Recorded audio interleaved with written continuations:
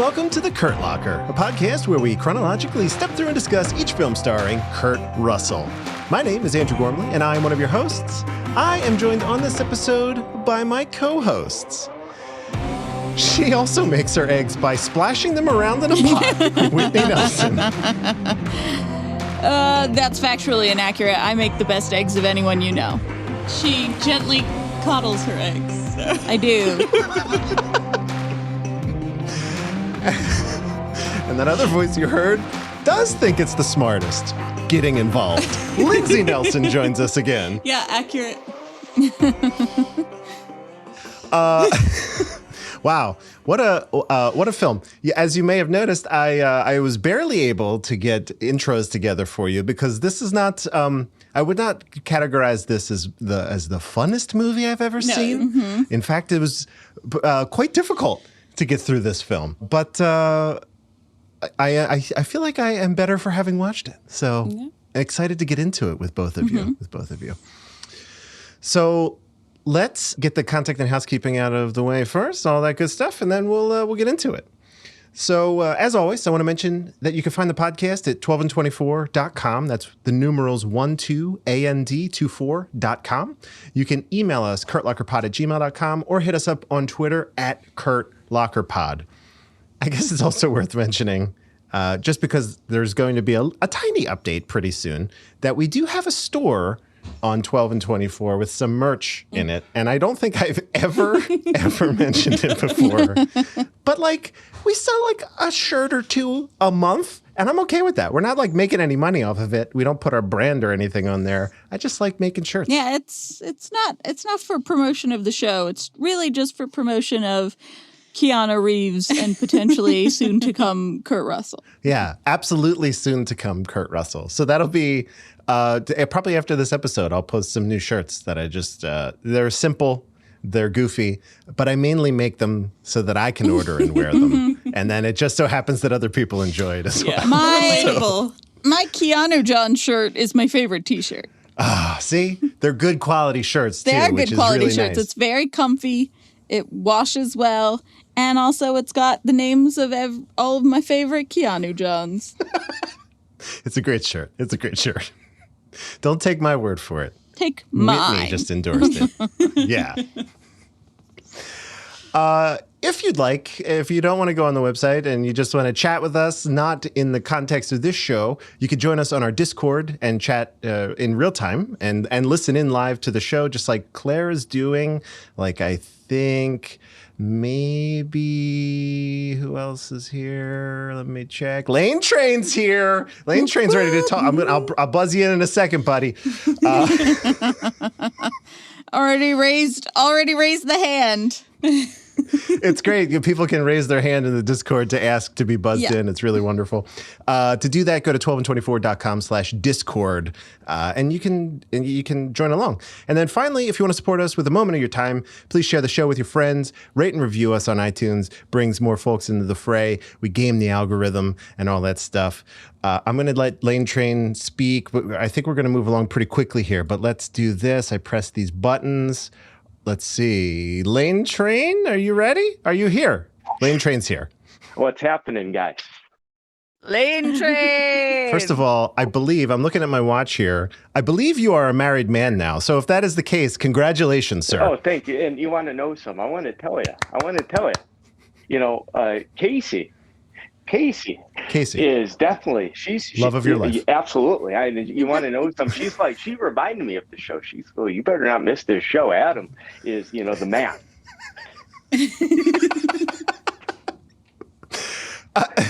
Thank you, Casey. Thank you thank you both for tuning in live. This is wonderful. And I just want to put out there, we're looking at a house right now. We could host the Kurt Locker pod down in the basement of this house. That's how cool it is. Amazing. We're going to go on location? Yes. On location. Okay. To Mr. and Mrs. Lane Train. But I do want to say, I did see this movie. I thought it was not bad. I liked it. The only downfall, though, I would say the downfall, I'm not a big Cher fan. I'm really not. And Meryl Streep, she's subpar at best, in my opinion. I might. Whoa! Whoa. From Lane Train. Lane Train wants to fight somebody today. Subpar at best? What? No, because I'll tell you what. She has one role that she can always play. All right, and if it's not that, you need a beer for this. She's subpar. I like the way you think, buddy. I like the way you think, my man. But I thought Kurt Russell did well, and Craig T. Nelson brings an epic performance. I mean, that man's bringing up what quite a creep. So I thought not a bad movie. I'm not going to say I wouldn't put it top 5 or top 10 out of every Kurt Russell movie I've ever seen, but I thought he did a really good performance, and I thought, I compare this movie, I don't know if you guys have reviewed it or just skipped it over, but like In Searching for the Gods, I just thought it was good. He did a good part, but it just didn't have the oomph of all the other Kurt Russell movies. Okay. All right. I mean, you're skipping ahead a little bit here, but what we're going to do is, with some clever editing, I'm going to probably insert your thoughts closer to when we get there. But way to kick things off. Yeah, coming up with some very strong opinion. Swinging. Yeah. Lane Train comes out he for the fences. Oh my gosh. Oh my gosh. You could be part of the show just like Lane Train, just like Claire, all that good stuff. But for now, let's rewind time and start with Lindsey, if you'd be so kind. Tell us what we're here to talk about today. Absolutely. Today we are talking about the film Silkwood. What about the radiation effects from all this material? We've all seen the poor guy suffering the effects of sunburn. Well, radiation's like that. There was a contamination in our section. They're saying that you did it. I just hate people talking about me that way. Karen, the company's got to blame somebody, otherwise it's their fault. Sounds like they're trying to get rid of you. I wish I could take care of you, but I'm doing something good. I know what you're doing. You're the wrong person to be doing. I was just thinking, if you'd ever quit, come away with me. I can't quit now. The plot synopsis from IMDb is a worker at a petroleum processing plant is purposefully Plutonium. Oh, you're right. Thank you. A worker at a plutonium processing plant is purposefully contaminated, psychologically tortured, and possibly murdered to prevent her from exposing worker safety violations at the plant. This movie was written by Nora Ephron and Alice Arlen. Did not realize the first time I saw this that it was a Nora Ephron movie. Was very surprised when I saw that this one. And directed by Mike Nichols. Co-starring alongside Kurt are primarily Meryl Streep and Cher. Rounding out the supporting cast, we have Craig T. Nelson, Diana Scarwind, Fred Ward, Ron Silver, Charles Hallahan, E. Catherine Carr, and Bruce McGill. Really deep bench with the acting talent and the character actors in particular on this movie. It is, yes. So Whitney, what do the critics and audiences have to say? Well, on Rotten Tomatoes, we have a 74% critical score and a 78% audience score, which is closer in agreement than we almost ever see from critics and audiences. So, from Hollywood Reporter, we have Dwayne Burge, who says, extraordinary portrayals of everyday people characterize the contribution of director Mike Nichols' talented, diverse cast. Once again, Nichols justifies his past plaudits for bringing the best out of his players. We have a user review from Jennifer X on Rotten Tomatoes, who gave it 3.5 out of 5 stars, and says, Silkwood felt kind of preachy and also hippie at the same time, but Meryl Streep is a pretty magnetic actress, and she pulls us through. And then we have feedback from Claire's mom. Beloved institution of this podcast, Claire's mom. Who says, I truly loved this film, warts and all. I think the reason it was not well received is people could not understand the breaking of social norms, and in the end, this film fell right back into social norms, which was disappointing and unbelievable given the offenses. Oh no. Claire just interrupted. No. Breaking news. I'm reading the wrong review. That's not true. No. This was the one. Claire. I'm reading what Claire's mom said about Swing Shift. See, we get so far ahead of ourselves. We do. You know, this is okay. Claire? I don't think. Oh, wait. Oh, okay. Claire, hold on. I got it. Press the button. Claire said she couldn't talk, but look at her raising her hand. Claire, you're on the air. What did your mom think? I'm sorry. I grabbed the wrong thing. No, I meant I couldn't talk because you hadn't promoted me yet. I can talk now. Oh. Perfect. You're an admin now. Great. Mom said that she saw Silkwood when it first came out, and it has stuck with her ever since. But interestingly, she actually forgot that it was a Kurt Russell movie because the performances of Meryl Streep and Cher and everybody else kind of, his character is not really the focus of the movie. So she forgot it was him playing that role. She loved this movie. She didn't know what else to say except that it was simply perfect. But that she'd forgotten it was a Kurt Russell film because she saw it when it first came out. And, Meryl Streep is what stood out in her memory, and Cher and all that. Yeah. And I also asked her whether it was more or less scary reading it, like watching it now after, very high profile nuclear accidents like Chernobyl. And she said, no, it was really freaking scary in the first place. That checks out. That's good to know. 'Cause I only know like post Chernobyl, I've only lived in a post Chernobyl world that I post 3 Mile Island. Exactly. Yeah. So to know that it was just as scary in the first place is good to know. So I was sorry to interrupt your rhythm, but that you were reading Swing Shift, that would have meant Mom didn't like Silkwood, and she loved Silkwood. Okay. All right. Claire's mom loved this. Loved it. Jennifer X was middling on it, and our critics, or at least the critic quote that we got, the one that we pulled, said, "Good job." Really, really enjoyed it. Yep. So I think diverse cast is something that I would... Only in the early 90s would this be considered a diverse cast. Yeah.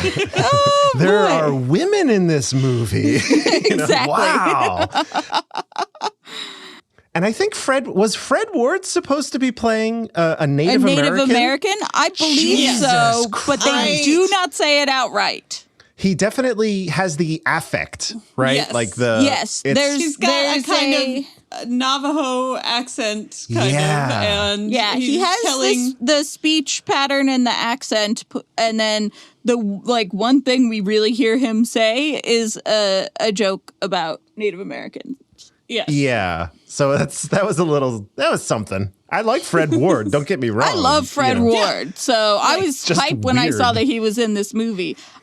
Again, what Lindsey was saying about the deep bench of character actors. Almost every person in this movie is a person that you recognize. You may not know all of their names, but you've seen them in stuff. Yeah. I was right up until the end. I didn't know Cher was in this. Again, I hadn't seen it and I didn't know anything about it other than it was a big deal. Yeah. No idea that Cher was in it. Had no idea that Fred Ward was in it. It was just a lot of pleasant surprises when it came to the cast of this movie. Yeah, I guess so.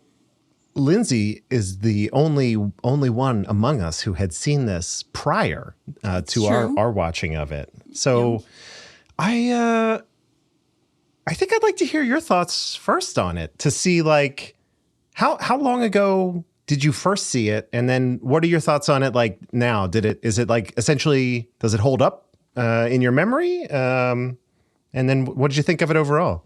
It's pretty similar to what I remember. I saw it 15 years ago on Turner Classic Movies. So, and I do remember finding it very interesting at the time, and it caused me to go look up a bunch of stuff about the, actual Erin Silkwood, the woman who was a real person who this movie is about.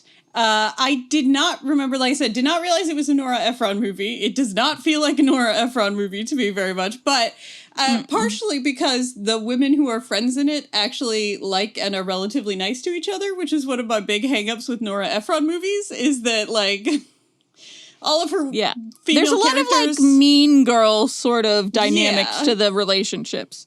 Like, a lot of her female characters talk about how women can't actually be friends and they all hate each other and stuff. And I'm like, that might be your personal experience, Nora Ephron, but that is not a universal womanhood thing. And they all I can tell you is she was terribly kind to me. So yeah. But, you know, I liked Cher's character a lot, and I liked the relationship that they had. I found the whole beautician at a morgue who Cher was dating subplot much funnier than I did the first time I saw it. Like, I thoroughly enjoyed that little diversion in this watching. I will say, as far as plot and stuff goes, you have the problem that you have any time that it's like an actual person's life is like, where do you start and where do you stop and how much do you include, you know? Because when it's a real person's life, it doesn't have necessarily a neat plot arc kind of thing. And I would have liked them to go a little bit more into what happened after she died. Now, they do definitely come down on the side of... Spoiler alert. Sorry. Wait, what? They Spoilers do for definitely real life. seem to be coming down on the side of she was killed, right? Yeah. But there was, like, the cops first wrote a report that said that she was too tired for driving back from the union meeting from Albuquerque, and that's why she crashed. And then somebody brought forth evidence that she flew back, so she didn't drive back. And then they were like, oh, it's because she had Quaaludes in her system, which she had been prescribed for insomnia. So that's why she crashed, and completely ignored the fact that there were, like, dents in the back of her car. Yeah. And the fact that the folder of documents that she had, which she was bringing to the New York Times reporter, was seen in her car when she was leaving the cafe. And then the company, you know, from the power plant showed up to make sure there weren't any traces of plutonium in her car and remove it. And after that happened, the folder was never seen again. Aha. So yes, of course. Definitely think the preponderance of evidence was that she was assassinated. But, I mean, they do tend to come down on that because they have the lights of the car coming up behind her, which follows the, like, dents in the back of her. She was forced off the road theory. But I felt like the ending was a little bit abrupt. Otherwise, I thought they did a pretty good job of encapsulating the story. Mm-hmm. I think the character development is one of the strongest parts of this movie. They all feel very real. I will say, this is the most low-key character Cher has ever played. Cher's characters are usually a bit more bombastic, you know, people than this character is. But their relationship, like the three of them, and kind of their relationship, all of the workers at the plant and stuff, felt very real. And, you know, the characters felt, like, distinct and interesting. When I saw this the first time when I was younger, I strongly disliked Kurt Russell's character, and I still am kind of, like, exasperated with him, but I have a little bit more understanding of where he's coming from as, like, a, you know, an older person. But I think as far as, like, technical work, cinematography, I think the cinematography is really good. They do a lot of showing, not telling, which could be both in the writing and in the, like, cinematography and directing. But I mean, things like close-ups on the wig of the first coworker that we see, you know, getting the Silkwood shower and everything like that. Like, they did a lot of visual storytelling, which I thought was good. But yeah, I mean, I think it's a solid, dramatic biography. I don't think it's, you know, one of the best ever of that kind of movie, but I think it's like a very competent example of that. But I do think the actors are who really, like, make this movie come alive. All of their work was really good. And although there's a little bit, just like the one guy seems to be playing a Native American character, there's a lot of, like, we want to make sure you know these people are Southern stuff in this movie that I also think wouldn't fly today. Like, the whole lounging on the bed in front of a Confederate flag with a banjo just feels a little heavy-handed. A little on the nose, maybe? I don't know. Yeah. Yeah. All right. So overall, it sounds like this. I enjoy worked this for you. movie. Yeah. I think it's a good representation of a real person's story for the most part. And I think that the acting is the strongest part of it. So. Okay. All right. Whitney, would you like to follow up on that, maybe? Sure. Overall, this movie was very good.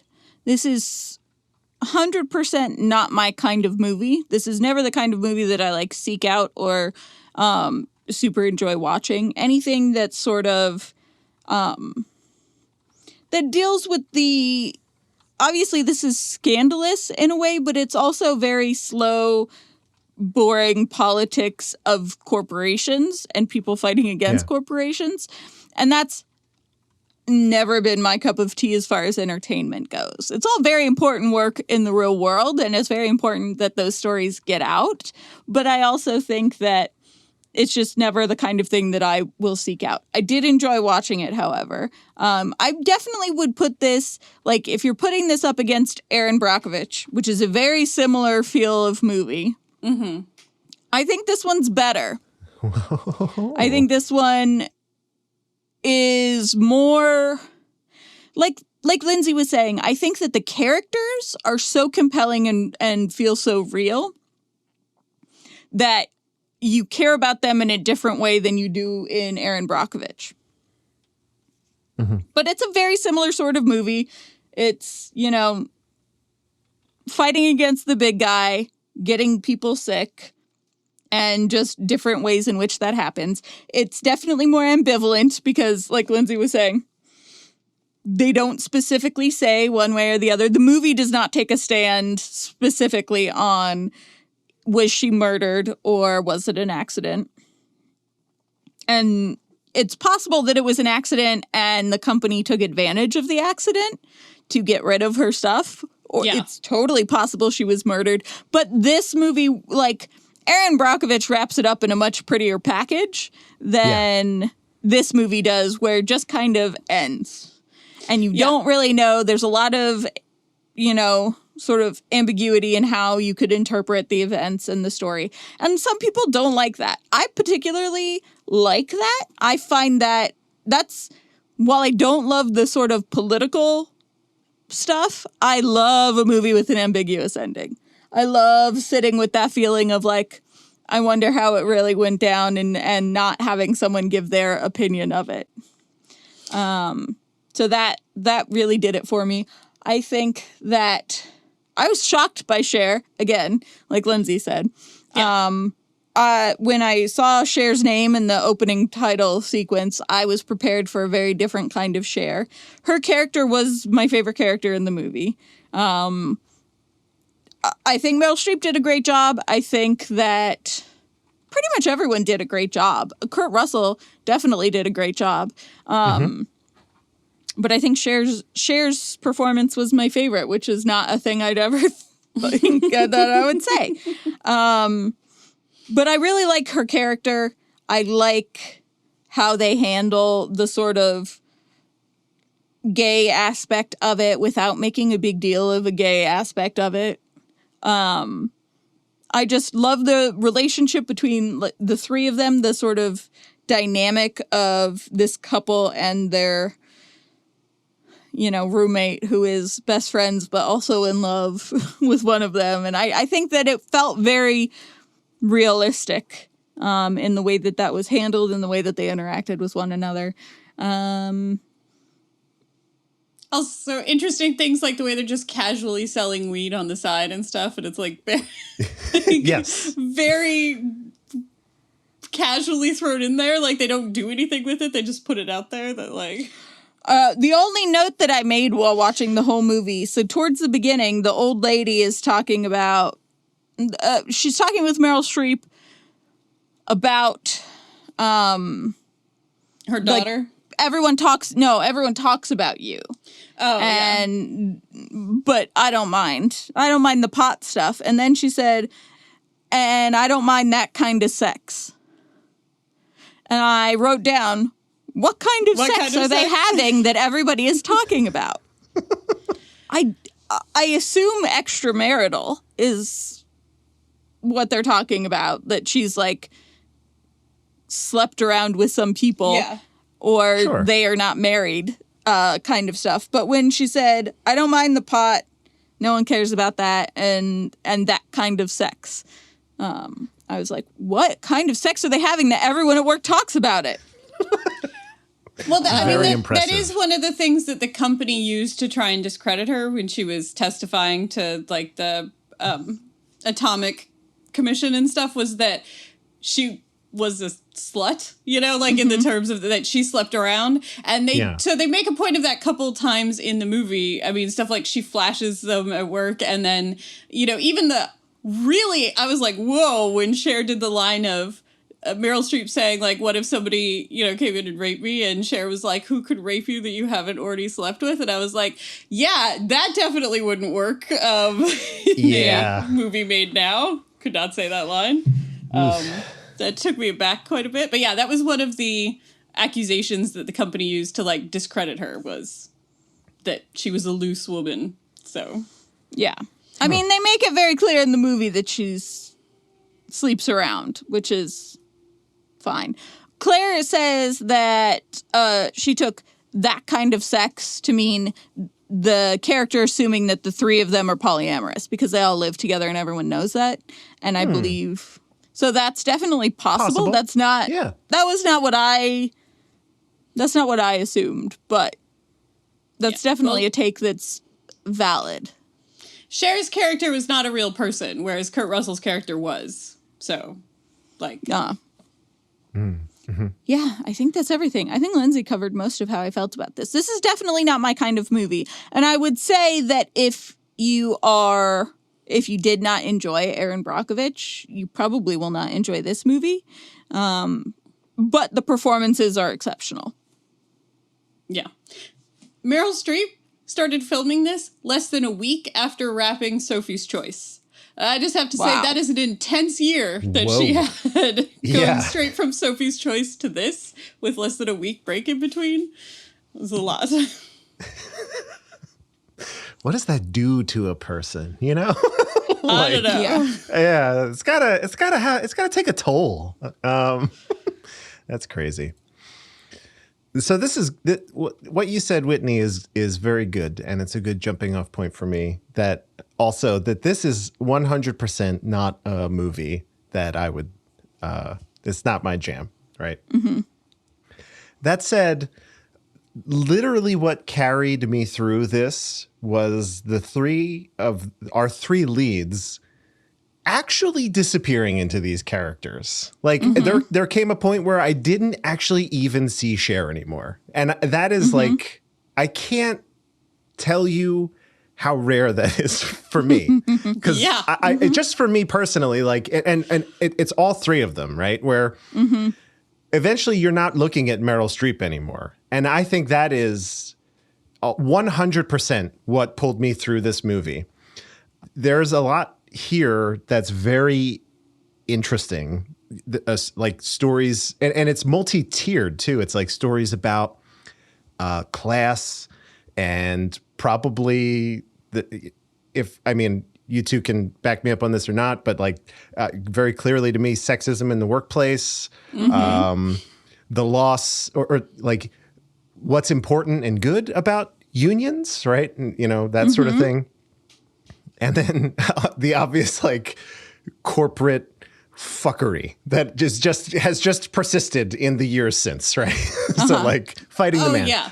I love that stuff. Gotten worse instead of better. I mean, one of the two names, the name of the company is escaping me right now, but it's two guys' names. And one of them became a senator literally just to write the like energy regulation oversight rules.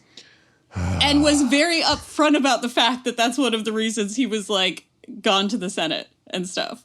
So it's just like every level of total corporate cronyism and, you know, right. Definitely classist. Writ large. One thing that they didn't include in this part of her story is before she became a union rep, which she was the first woman to ever join the Atomic Labor Union, or like be a rep for it. Not obviously join it, but be elected as a representative, was that there was a strike where they were striking for better pay and safer conditions, and they literally brought in 18-year-old like farm hands to be strike breakers that they gave like a couple days worth of training to handle plutonium.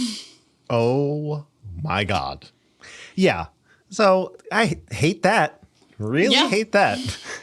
So they couldn't keep any track of plutonium, literally enough to build 4 bombs the size of what we detonated over Hiroshima, went missing in a 20-year period from this plant, and was later found on the, like, some of it found on the black market. Like, oh, great. They did not even scratch the surface of how messed up this plant was in real life. Yeah. It seemed like it just seemed not great overall. Yeah. And I think the movie does a really good job of conveying that very plainly, right? Let me step back one sec and say the performance is 100%. If you want to see like top tier acting, you'd be hard pressed to do better than this film, I would say. Yeah. It also, the story itself sparked my curiosity about the real world events, which sometimes that isn't necessarily the case. I'll watch a movie like Erin Brockovich and I'd be like, great, I feel like I got the gist of that. No further questions. And that's fine, right?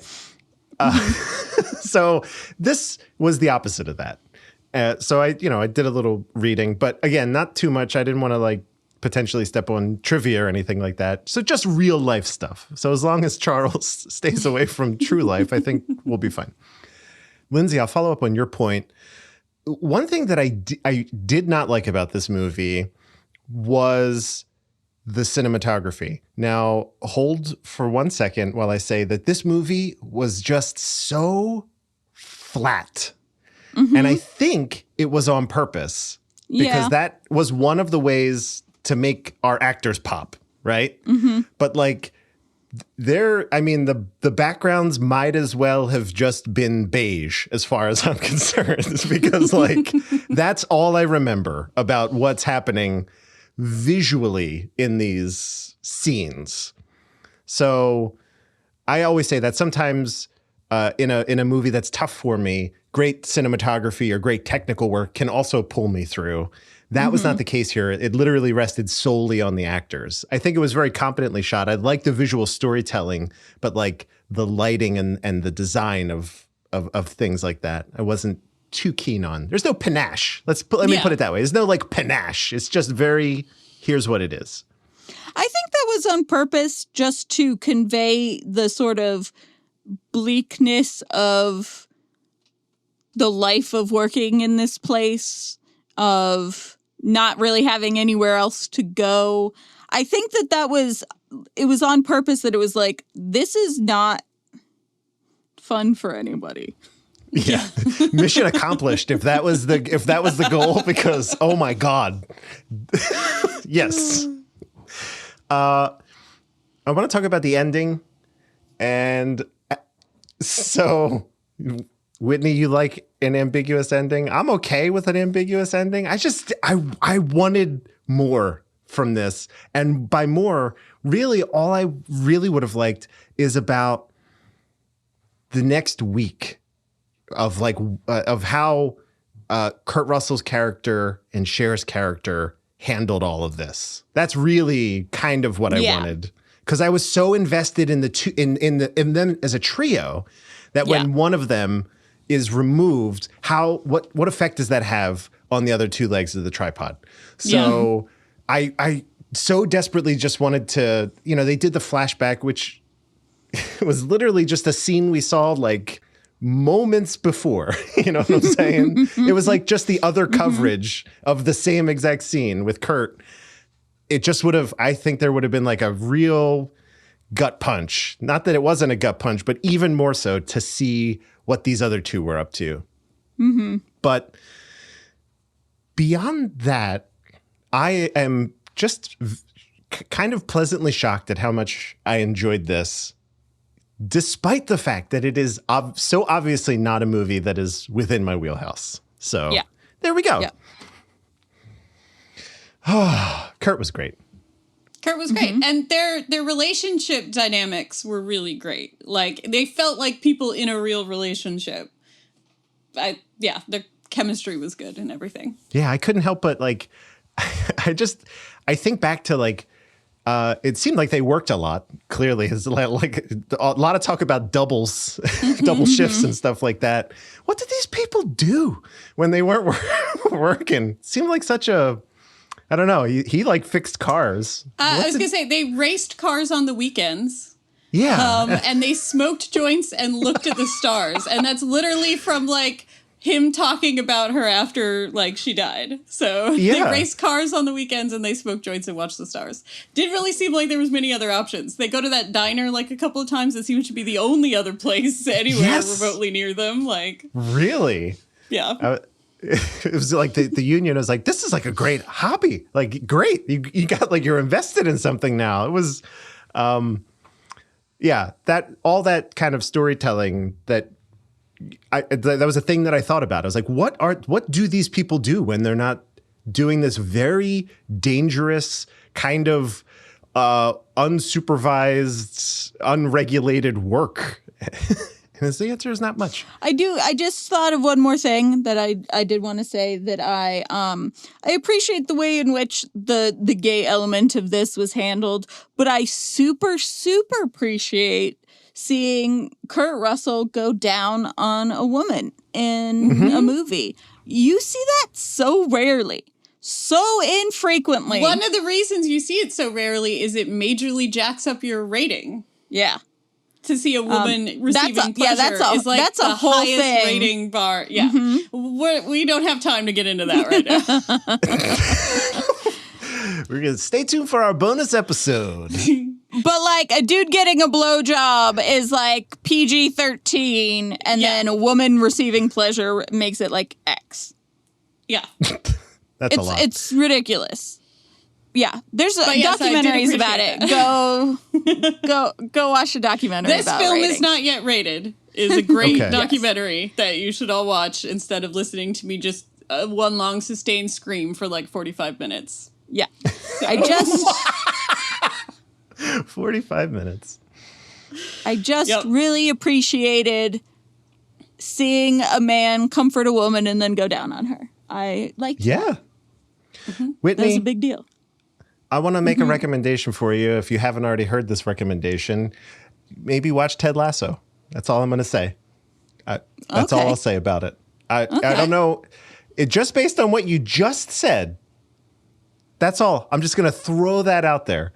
Okay. You might be a little resistant to the way that show looks. Made it on my list just because people keep talking about it in the same way as like Parks and Rec and Schitt's Creek and some shows like that I really enjoy. So that definitely bumped it up my watch list. So yeah, it is easily in my top 5 shows of all time. Like, and basically out of nowhere. And again, just did not think in a million years a show about soccer.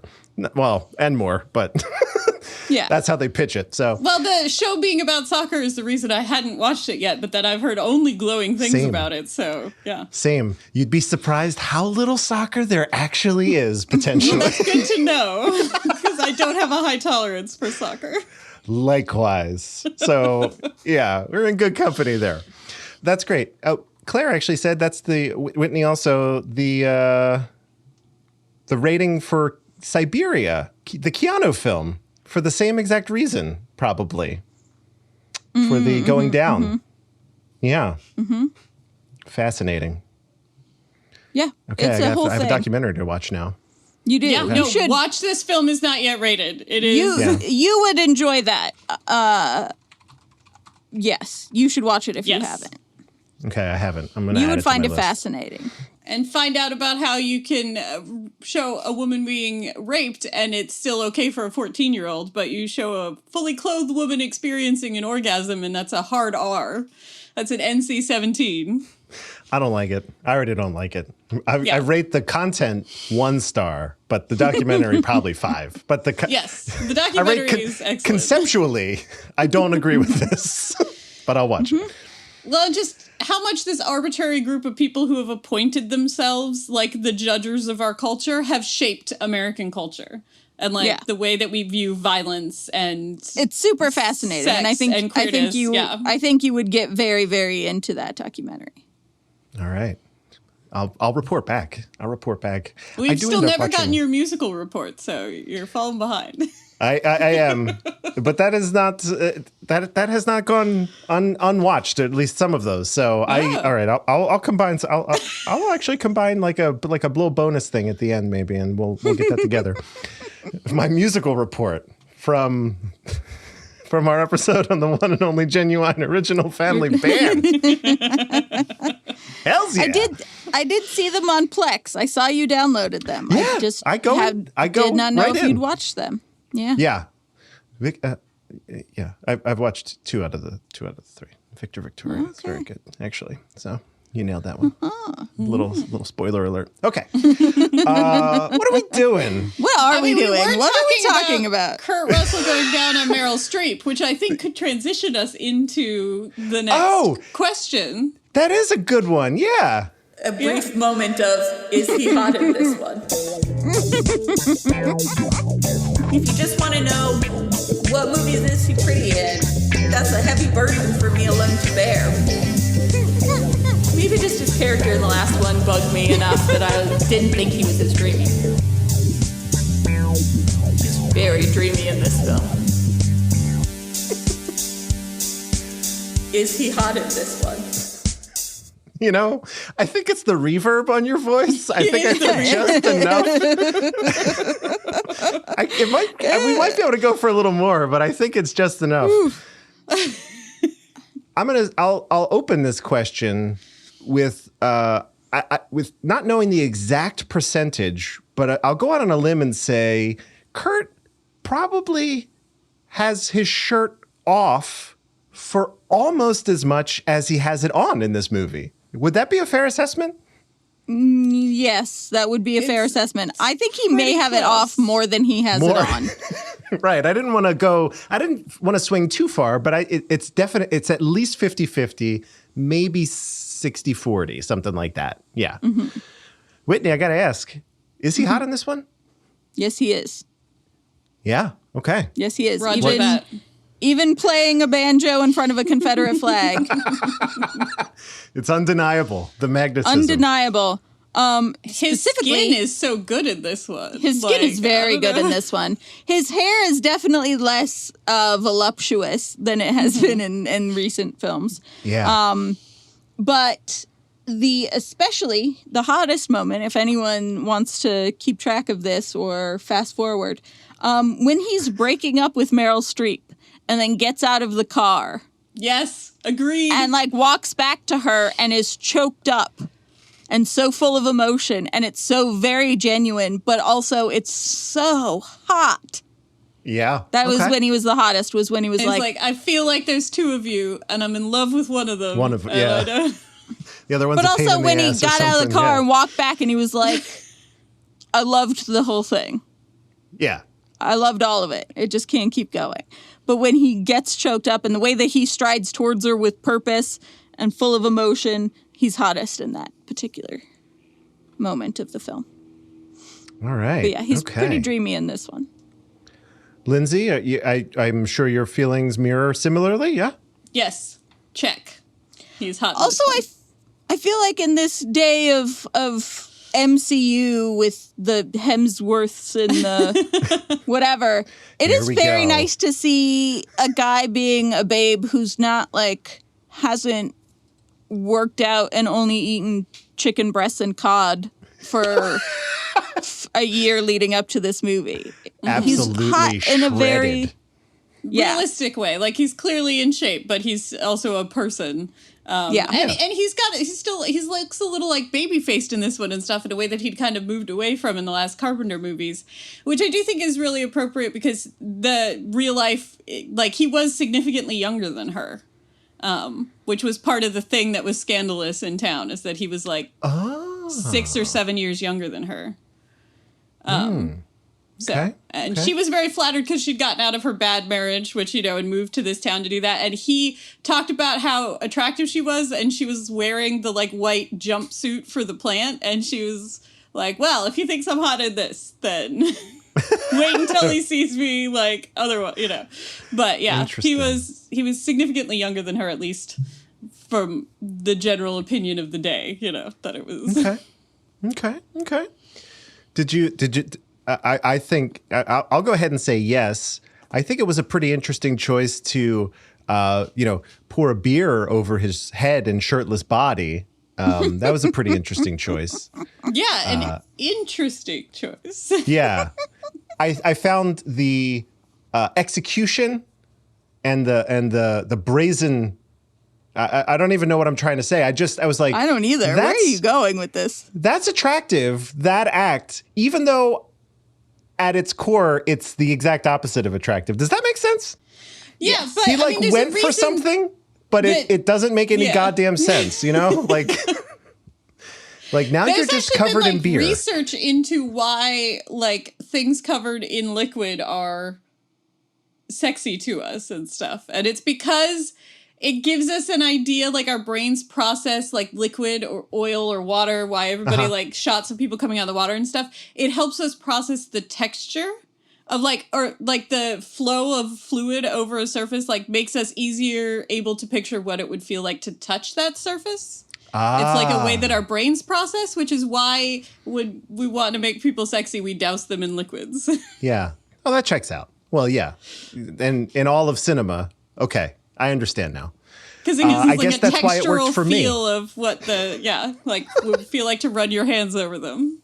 Right. So. Okay. So through his hair and down his chest, that's basically where the beer kind of like went. That is where the beer went. Yeah. And then he went back out to work on a car. So there you go. Sticky.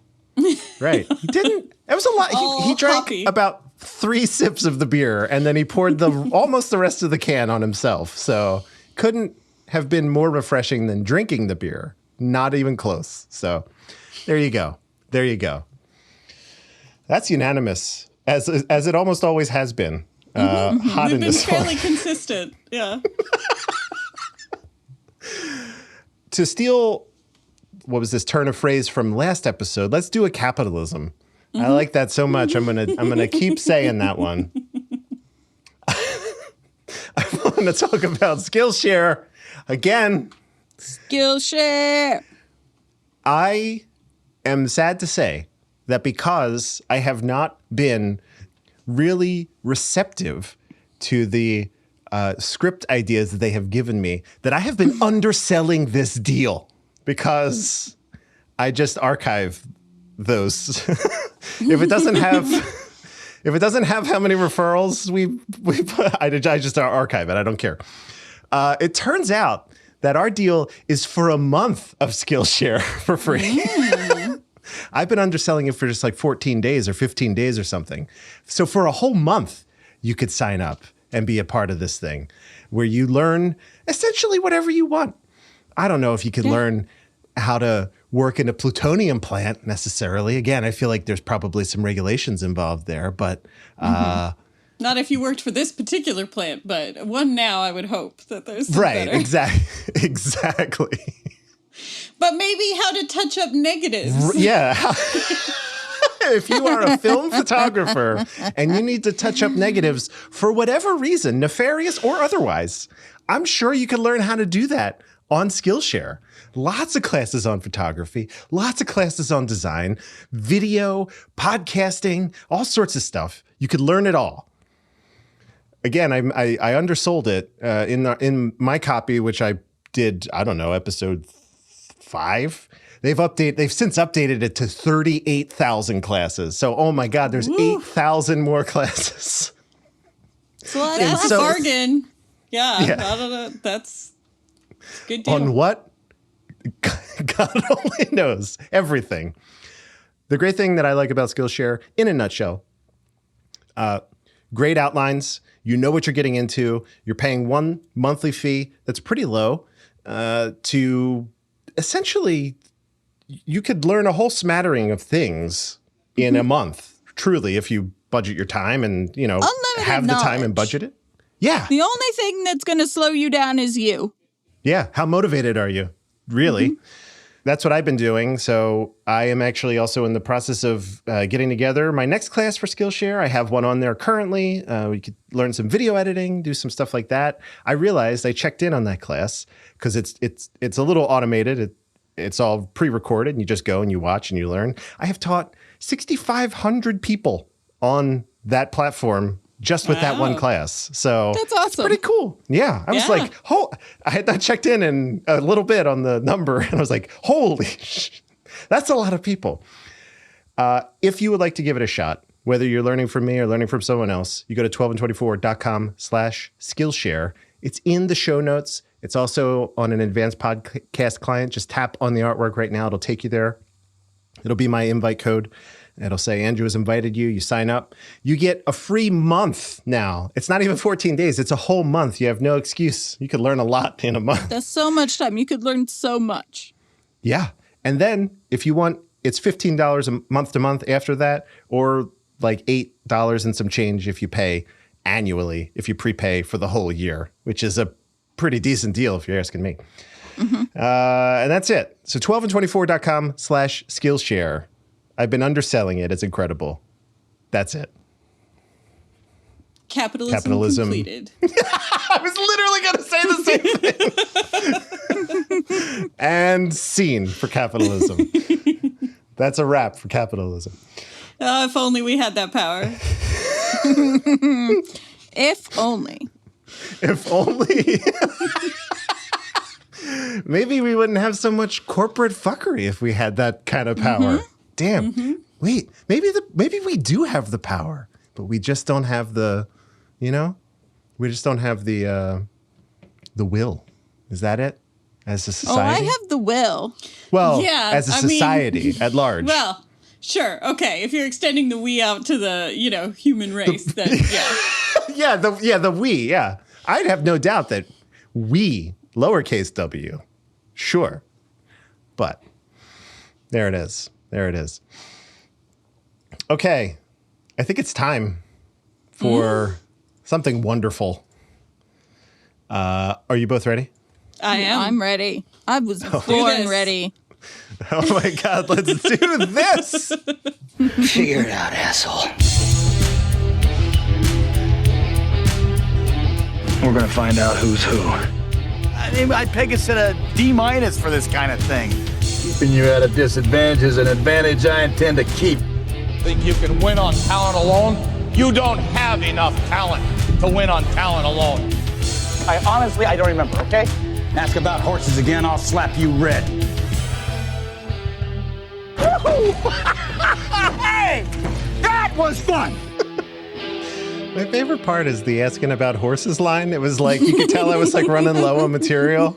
I was like, what's the thing that he could like say?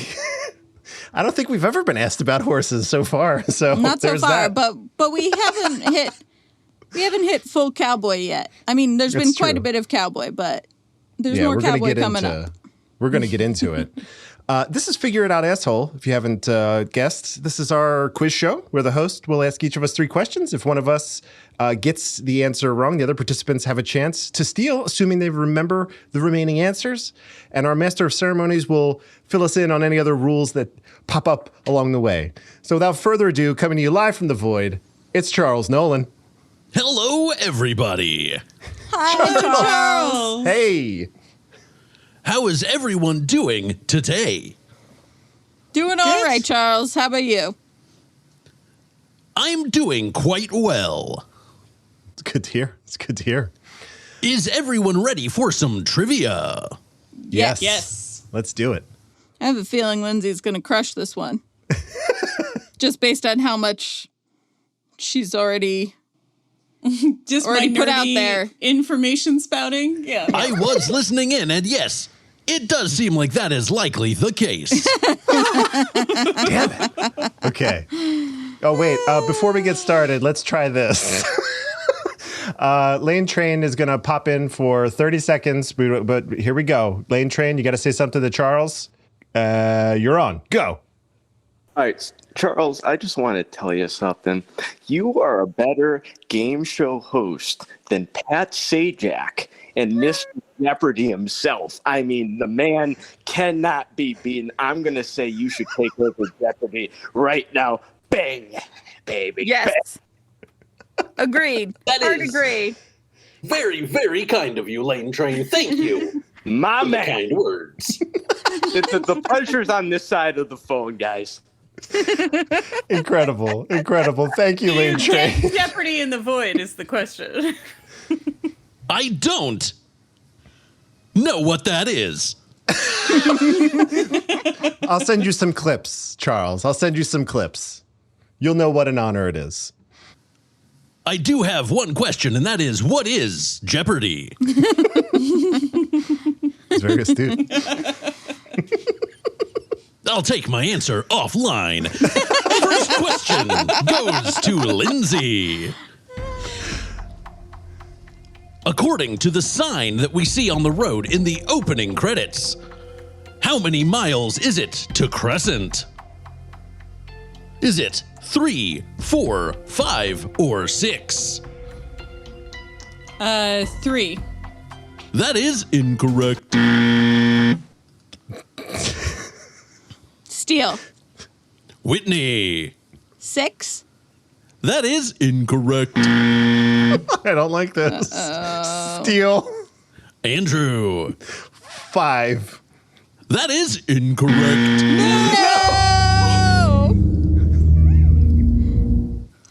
I don't like that. It's too uncomfortable. Starting off strong with a point for the void.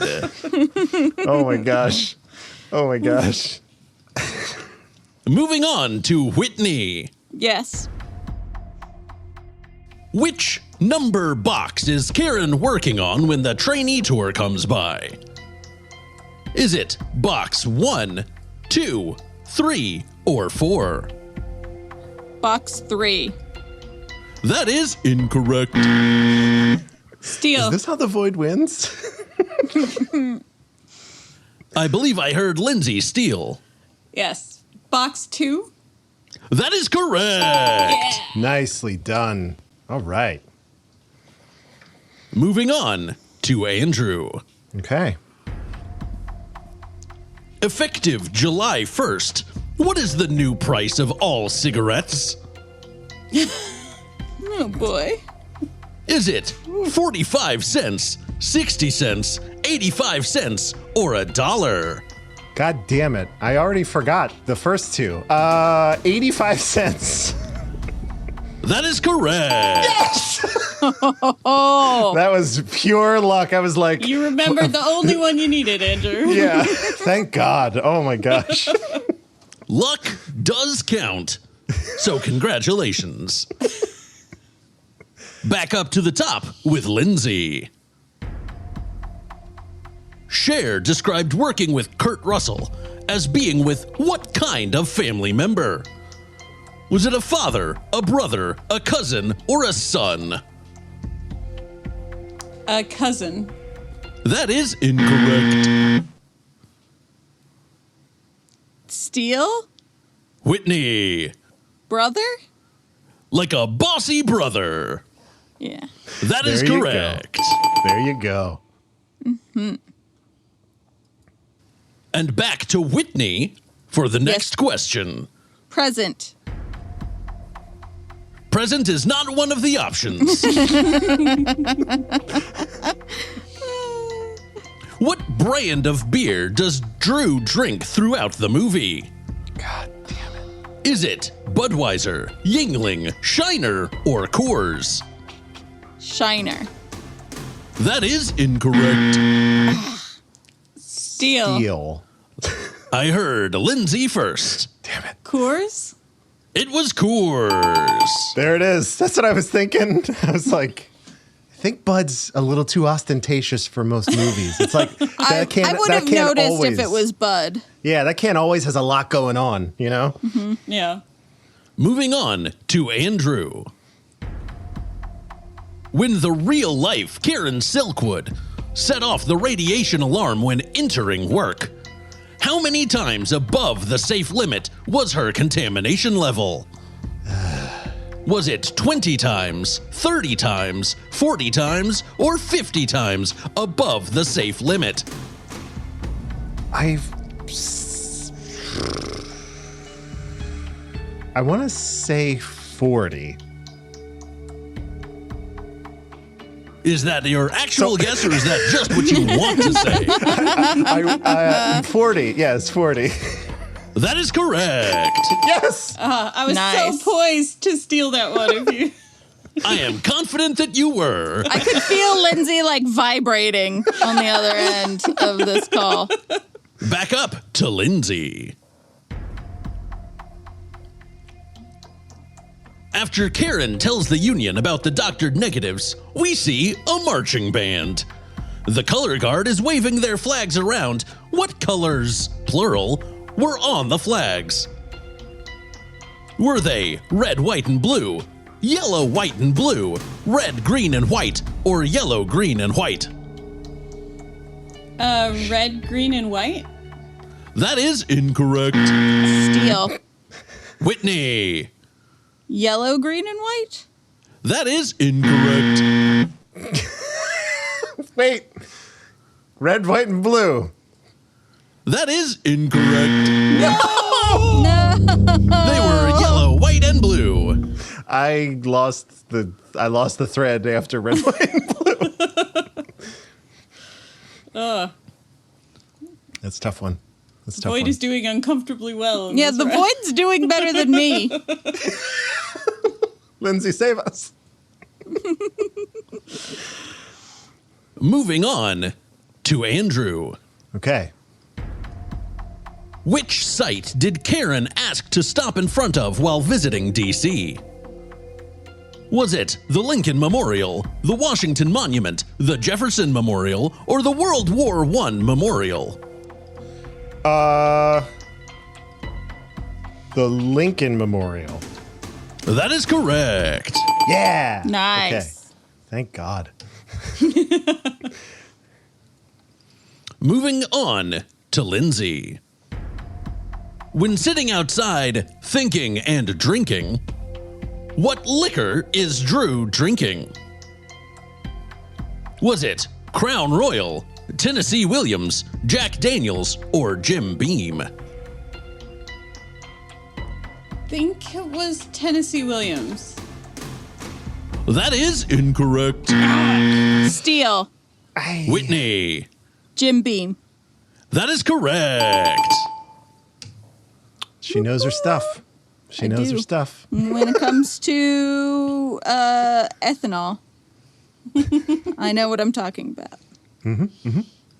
Moving on to Whitney. Yes. How many hours does Karen say that her antihistamines clear out your nasal passages? Was it all day, 12 hours, the whole shift, or 24 hours? 12 hours. That is correct. Dang, no hesitation. You knew it. No, I knew that one. All right. That was All one of the right. few that I was like, oh, I remember before he even gives us the options, but I didn't want to jump on it because I didn't want the void to get any more points. That is smart. For the last question of regulation, figure it out, asshole. Andrew. All right. According to Cher, what did Meryl Streep do on set that drove Cher insane? Oh. Ooh. The tea. Did she cook all her own food, sing the same song over and over again, iron her own clothes, or ate only egg salad sandwiches? Oh my gosh. Oh. Those are all. That's definitely the most annoying of the bunch, Yeah. in my opinion. That affects everyone, the egg salad. Dang. Singing seems. I'm gonna say cook all her own food. That is incorrect. God damn it. Steal? Lindsay. Egg salad sandwiches? That is incorrect. Steal. Whitney. Sing the same song? That is incorrect. No! She ironed all of her own clothes. Who does that? Meryl Streep said that it gave her peace. Cher said that she doesn't know what gave her peace, but it sure wasn't ironing clothes. Well done, Cher. I believe that about Cher. Yeah. Oh, boy. As we move to the bonus round, which has 4 questions in it, the score is Lindsey 2, Whitney 3, Andrew 3, The Void 3. Don't care for this. Oh, no. I am very excited. I don't know if we're prepared on the show for... No one is prepared for The Void winning. They were never heard from again. Okay. Now, for the bonus round, as regular listeners will know, the questions are not posed to any one player. They are simply asked and players buzz in to guess the correct answer. Let's hear everybody's buzzer sound, starting with Lindsey. Ding, ding, ding. And Whitney. Me. And Andrew. Bzz. Fantastic. Bonus round question number 1. How many strings are on the banjo that Drew plays? Oh. Is it 3, 4, 5, or 6? Ding, ding, ding. Lindsey. 4? That is incorrect. Me. I heard Andrew first. I'm going to go with all of them. 6. That is incorrect. Okay, now me. Whitney. 3. That is incorrect. No! Wait. It was a 5-string banjo. Are we throwing this thing, team? What is happening? This is unprecedented. Charles really is reveling in this a little bit, I think. I don't know what Christmas is, but I feel like this is my Christmas. It's something I've heard people say, and I think I understand it. Oh, boy. Bonus round question number 2. There's a poster in Karen's bathroom of a monkey hanging from a tree limb that says, "Hang in there, blank is coming." What's in the blank? Is it The Weekend, Friday, Salvation, or 5 o'clock? Ding, ding, ding. Lindsey. 5 o'clock? That is incorrect. Oh boy. I guess me. Whitney. Salvation? That is incorrect. Oh boy, this is rough, you guys. Bzz. Andrew. I'm going with Friday. That is correct. Yes! Oh, thank you, Andrew. Oh, I'm sweating bullets over here. I've got like flop sweat happening. Void cannot win. Okay.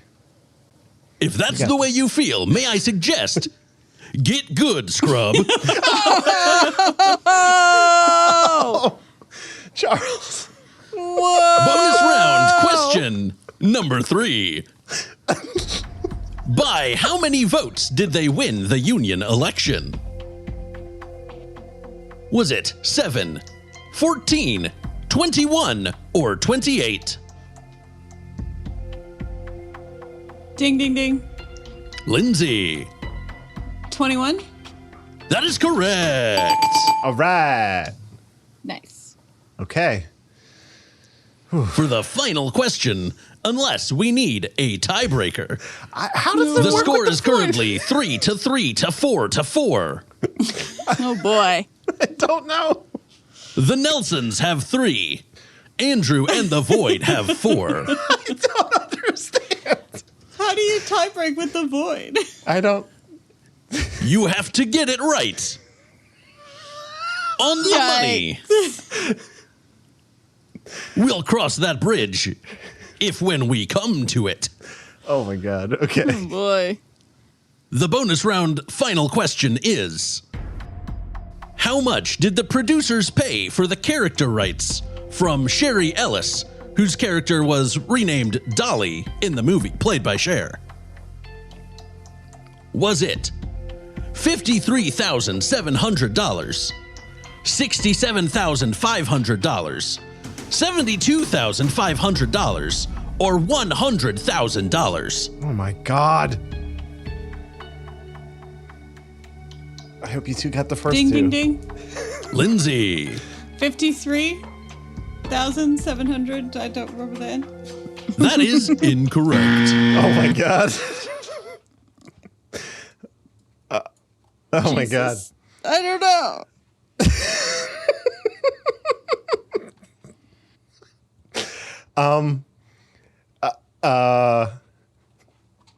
Okay. Andrew. $67,500. That is correct. Oh my goodness. Yes! We live another day. Yeah. Oh boy, that's the closest it's ever been by a long shot. Oh my gosh. Oh my God. With a final score of 3-3 to 4-5, your winner is Andrew. Oh my God. It was hard fought, team. I have never been happier for Andrew to win a trivia than I am right now. Andrew won for all humanity today. Yeah. I thought I had fanfare. I don't even want to play it. It was too close. I don't deserve it.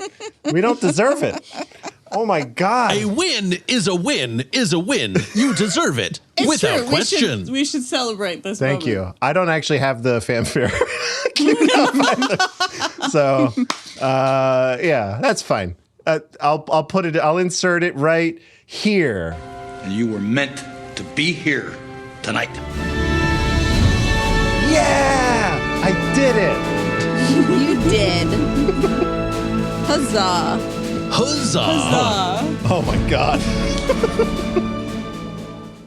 And now it's time for Figure It Out Audience, where I ask our listeners trivia questions, and they get the opportunity to tweet the answers to me and get shouted out on the next episode.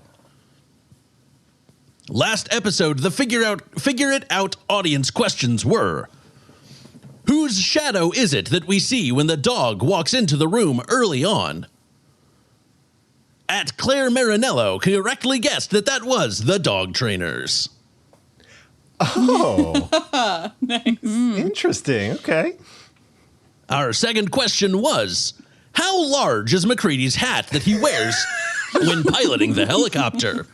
The choices were very large, comically large, or absurdly large. And again, Claire Marinello correctly got that it was comically large. Well done, Claire. Claire's on top of it. Unbelievable. We have 2 questions for Figure It Out Audience for Silkwood. If you think you know the answer, tweet to me at the Nolan, TheNowlin, on Twitter. And if you're right, I will give you a shout out in the next episode. Question number 1. There's a thermometer on the porch of the house that Karen, Dolly, and Drew live in. What chocolate-covered product is advertised on the thermometer? And question number 2. What airline did the crew take to go to Los Alamos? Tweet to me and see if you get it right. There you go. There you go. Whew. Team, you know, I got to give it up for Charles for crafting a rather difficult round of trivia for us. Mm-hmm. I lived through that, you know. I felt that. No, that was a thing. That was Charles the thing that we made all us work for that one. The adrenaline is still pumping. I hope it comes through in the recording how nail-bitingly close it was. Yeah. I could hear all of you sweating. Good. But is that a void thing or an auditory thing? A little bit of both. The void. It's all around. Look around you. It's all around us. Charles, thanks again for doing this. I know it can't be easy, so thank you for the questions for us and the audience. Thank you so much again for letting me do this. This is literally the only thing that I do. Still appreciate it. Still appreciate it. All right, we'll catch you on the next one. Sounds good. Next time, maybe the void will win. I feel very nervous. I have to prepare a contingency for nervous. that. We gotta. How do you prepare for the void winning? Like, that's not a thing you can prepare for. It's true. Maybe some ominous tones. You know, there already are ominous tones when they get when the void gets a point. Just say, I feel like that void sound effect is getting scarier. I know. It gets louder every time I play it. It definitely had more weight hearing it the second and third times in this episode. What is going on? Okay. Whew. Palate cleanse. We're through. The worst is over. It's all downhill from here. This is my movie. I'm going to use the Wikipedia plot synopsis. I highly recommend. I have a article that I found. I will link it in the show notes that talks about more of the real life stuff. Not that this doesn't. I'm just saying, if you were interested in learning a little bit more, I found a very interesting article that I didn't even finish because, again, I didn't want to step on trivia. Turns out, barely passed trivia anyway. Here we go. Silkwood. Karen Silkwood, a worker at the Kerr-McGee Cimarron fuel fabrication site, great name, by the way, shares a ramshackle house with two co-workers, her boyfriend Drew Stevens and her lesbian friend Dolly Pellicker. She makes MOX, that's M-capital-M-O-X, fuel rods for nuclear reactors, where she deals with the threat of exposure to radiation. She has become a union activist concerned that corporate practices may adversely affect the health of workers. She is also engaged in a conflict with her former common-law husband in an effort to have more time with their 3 children. That part of the story, it added a lot. I think it added something to her character, but I don't think it would have subtracted anything if it wasn't there. Do you both agree with that? Yeah. I mean, I think you need some establishing of who these people are outside of work, and the fact that like Dolly comes along for no reason and all that, I think adds a lot. But I also think that you probably could have built that without the stuff, the kid stuff. But I do think that the kid stuff is in there because the kids are the ones who got money from the settlement. True. Yeah, that checks out then. Yeah. They were all pretty good too. So, I mean, at being little chaos being machines. Children? Being kids. Yeah. Tiny agents of chaos. Because the plant has ostensibly fallen behind on a major contract fabricating MOX fuel rods for a breeder reactor at the Hanford site, employees are required to work long hours and weekends of overtime.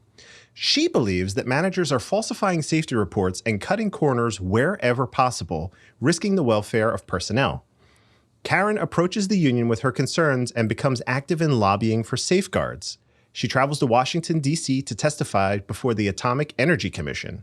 She interacts with union officials who appear to be more interested in the publicity she is generating than her welfare and that of her co-workers.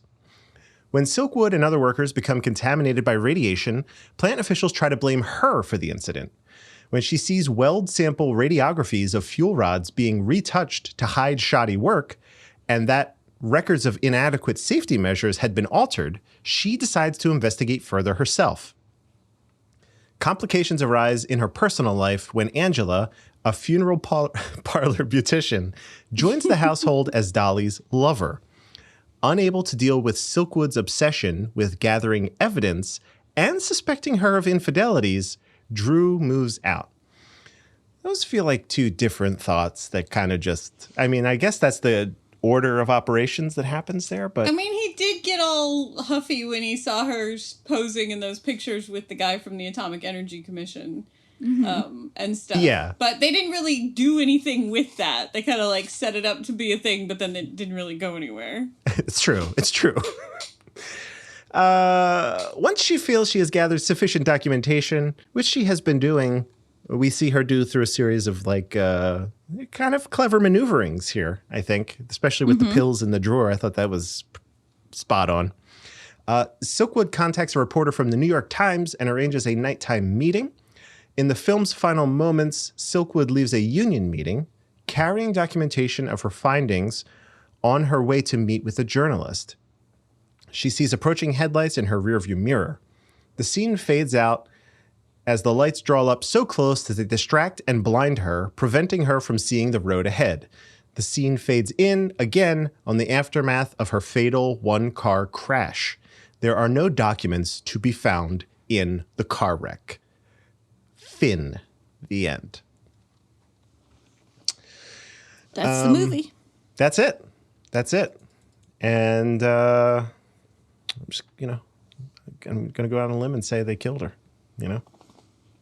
I'll be the one. I mean, I will say, even if they didn't run her off the road, there is good evidence that her two high dose contamination of plutonium alarms that went off before, that there is evidence that somebody, whether it was plant management or one of her coworkers who didn't like what she was doing, that she was intentionally dosed with radioactive material because they found it like on the inside of her glove in the glove box when the glove wasn't like ruptured or anything.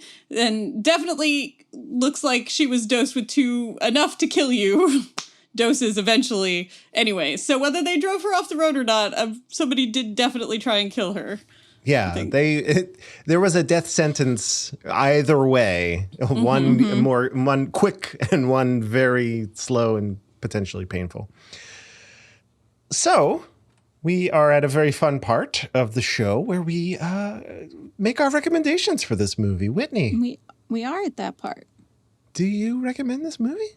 I do recommend this movie. I recommend this movie with the caveat of it's not my kind of movie and I still enjoyed it. But if it's also not your kind of movie, think about whether or not you're interested in the performances carrying you through this film. But yes, I recommend it. All right. All right. Lindsey, do you recommend this movie?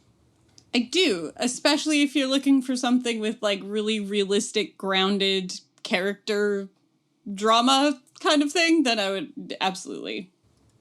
I'm also going to recommend this movie. You might think that Meryl Streep is a mid-level actress, potentially. Oh, Maybe. Boise. If that's true, you, Elaine Train, can start your own podcast talking about that. You could do a whole Meryl Streep is overrated podcast. Yeah, hop on the Discord. We'll set up a room for you. You can record in the Just Chillin' room if you want. I don't care. Surprisingly, I guess not surprisingly, these are all like powerhouse actors, but just incredibly strong performances from these three. Just unlike really anything I may have seen since. So, this is the most interesting part for me. I'm very curious. Where is this going to go on our rankings for this one? Let's start with Lindsey, because this will be your 5th ranked movie for us of what you've seen. So you currently have The Thing, Escape from New York. Now you see him, now you don't. The one and only genuine original family band. Yeah, pulling up the rear. I think you could probably guess based on my conversation about this movie that this is going to come in at number 3. This is going to be right underneath Escape from New York and before Now You See Him, Now You Don't. There you go. Okay. That's high up there still. I mean, that's great. I love that. Okay. Andrew. You're gonna put me. Okay. I'm gonna flip it. I'm gonna put you in the hot seat. Andrew, where do you put this in your rankings? All right. First of all, I'm an asshole. And I have to put the thing at number 1. Okay. There we go. Great. I'm going to put this. Are you ready? Mm-hmm. I'm going to put this at my number 3 spot. It just barely knocked out used cars. No, I'm kidding. It blew used cars out of the water. It's not even close. Yeah, it fits solidly in the number 3 spot. And that is literally only because The Thing and Escape from New York are extremely my shit when it comes to movies. That's like a style of movie. But Silkwood, very strong contender. Very strong contender. Whitney, where are you putting it? Well, this may come as a shock to everybody, but I'm putting it in the number 3 spot. Oh! Radical Wait a decision minute. making. That's higher than tennis shoes? No. So it's unanimous amongst the 3 of us that it goes The Thing, Escape from New York, and then Silkwood. Mm-hmm. At That this feels point, good. undisputedly the top 3 Kurt Russell films. You know, that does feel good. We would have to... I think it's safe to say we haven't had Eric rank his, but I assume it's safe to say that his first 2 are The Thing and Escape from New York as well. And I'd be curious where he would rank this, but given his current list, probably number 3. So is it better than Tennis Shoes and Superdad? I'll let Eric decide. That's good though. Yeah, that's a solid spot for that. I love it. I love it. It has been logged as such. Let's talk about next week. Whitney, this will be your movie. You're going to be walking us through a film called Swing Shift, which, if I'm recalling correctly, none of us have seen. Correct. Never I even have not heard seen of it before you came up with the list for this podcast. All right. We're in the same boat there. Never even heard of the film. So I'm going to go in blind to this one. I had pre-written kind of the notes and the cast and all that stuff up to Silkwood this season. So I'll do another block of movies where I just kind of grab the nitty-gritty type stuff. But so I have no idea who stars in Swing Shift. I have no idea what it's about or anything. So that'll be pretty exciting, I think. Pretty exciting. Yeah, I'm hyped for it. We're in a good stretch. So far, so good. Yeah. And a very positive thing is that all of these movies are easily findable, right? When we have a tough time, yeah, we have a tough time getting a movie block. Yeah, it's like, ugh, I don't know. Maybe it was like Whitney says. Sometimes they're lost for a reason. Yeah. We're on a good run though right now. If you have to like smuggle them into the country in a loaf of bread. On a VCD yeah, from it's South probably Korea. for a reason. Yeah, it's not going to be good. It's not going to be good. So that'll be great. And that's next episode. I think we fulfilled our promise on the last one of doing next week, which is great. So we're almost 2 is a, what's that? 2 is a coincidence, 3 is a pattern, something like that. We're in the coincidence phase right now. If we go next week, it'll be a pattern. We're back. Until then, we're done. We did it. It's over. Lindsey, where can people find and keep up with you on the internet in the meantime? You can find me on Twitter at Lindsey Nelson, Nelsen, and on Instagram at Lindsey Cameron Nelson. My other podcast is Historical Hotties, where you can hear Whitney and I talking about the hottest people in history. And my gelato theme for this month is Myths and Legends of the Sea. So all of the gelatos are inspired by sea monsters and mermaids and pirates. So it's a fun time. Incredible. It is a fun time. I'm very into the theme this month. Yeah. I can it. highly recommend. I'm